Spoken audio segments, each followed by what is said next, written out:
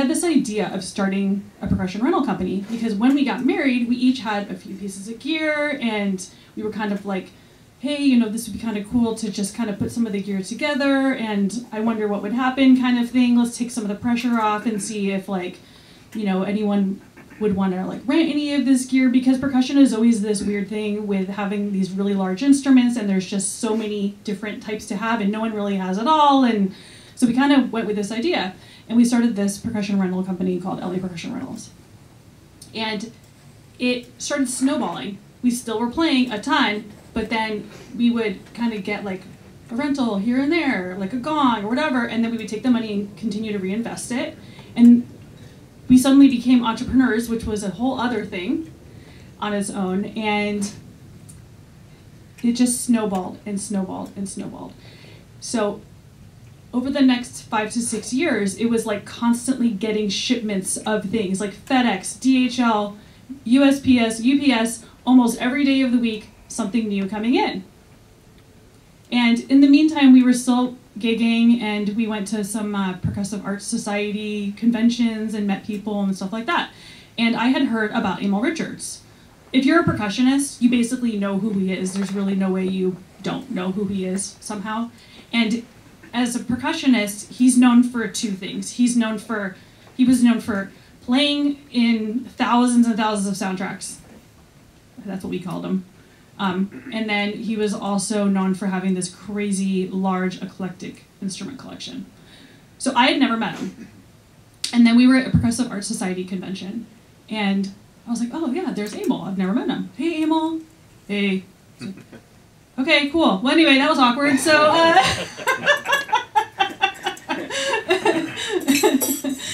and then, I don't know, like I said, we kept getting instruments, and then there was actually this one point I thought to myself, well, like, this is pretty cool. This thing is just like going and going, and okay, sure, let's see where this goes. And people would like kind of call us sometimes and be like, hey, you know, I found this thing in my attic. Do you guys want it? And we're like, oh yeah, sure. And so people would call us and be like, or, you know, do you want to, there's this really cool piece of gear. Do you want to buy it? I'm just going to otherwise list it on eBay. And we're like, yeah, okay, sure. So we kind of kept doing that.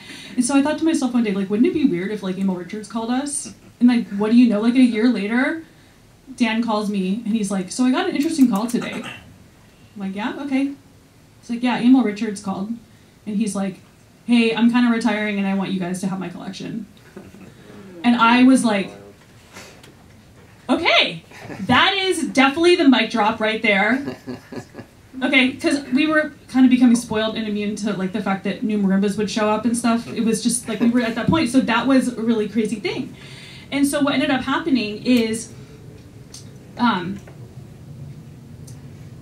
we ended up actually going into discussions with him over the next year. So I wanted to show some pictures just really quick. You can just scan through a few pictures.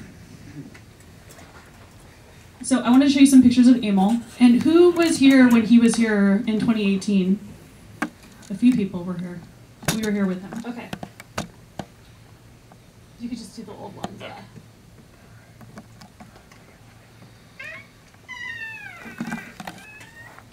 So he played with, I mean, it's hard to even list all the people. He played with Zappa, and yeah, just keep going through, like, you can do like any of those covers.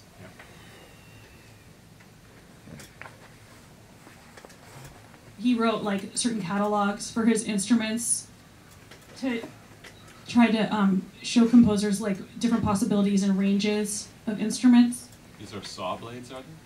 Yeah, those are actually called coins, even though they look like saw blades. Those are by the Deegan Company, and that actually comes up quite a bit. This Deegan Company were a percussion company, and they made all these like novelty instruments, like chromatic sets of things you wouldn't usually have chromatic sets of, like sleigh bells. So he would, you can keep going if you want, I'll talk.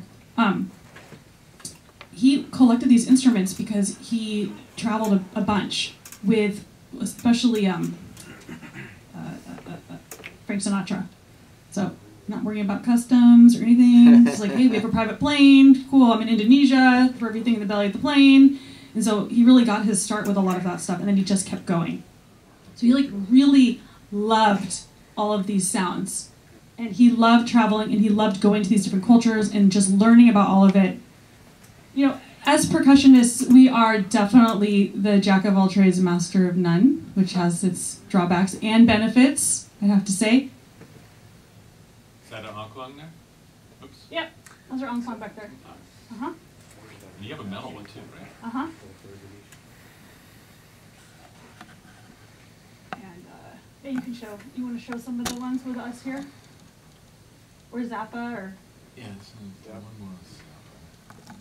See him back there with Zappa? I think he played on Lumpy Gravy. You also hear his xylophone on the Simpsons opening title, Yeah. right? That's him playing xylophone. Mm-hmm. Mm-hmm. One of these up here? Sure, and then you can also do the one at the ASA. Yeah, go ahead. So the first one he visited us. That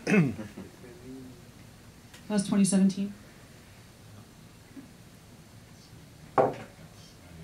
Yeah, those are water chimes. Those are in Star Trek, motion picture, I believe. So you strike it and then it lowers into water and Yeah, changes the pitch. they're really wild. They're actually in a ton of stuff that's not just Star Trek.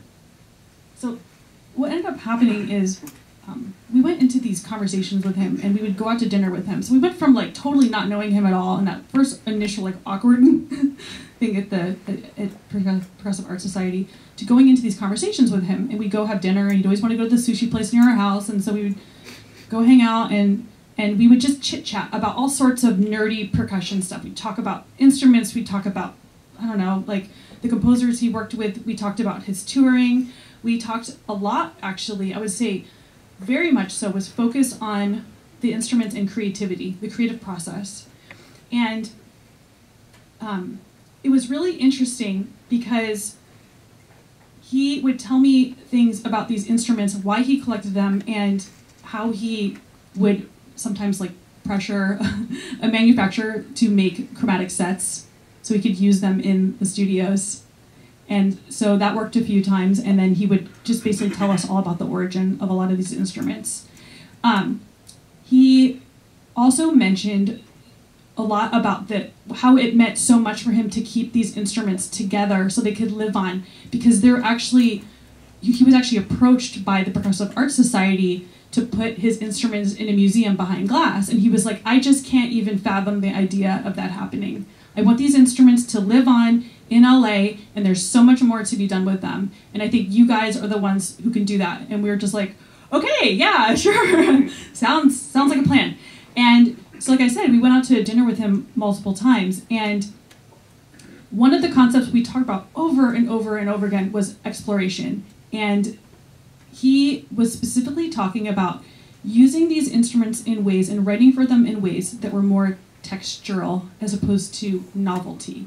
That was something that was really important to him, and he felt like that really hadn't been done much. He specifically mentioned Lalo Schifrin as being one of the composers that did write for them more that way, and I thought that was actually quite interesting. I think Mission Impossible has like a whole like blues chime solo, which I'm totally cool with. That sounds awesome to me. And that's actually more novelty, but he did mention this concept over and over and over again of specifically, quote, marrying sounds. I had spoken to him, like I said, we spoke to him many times. I think we took delivery of this collection about 10 years ago. We didn't get every single thing because, frankly, it didn't really make sense to get every single thing for a variety of reasons, which I'm not going to go into, but we got a big part of his collection, a lot of stuff that he's really known for, which was really cool.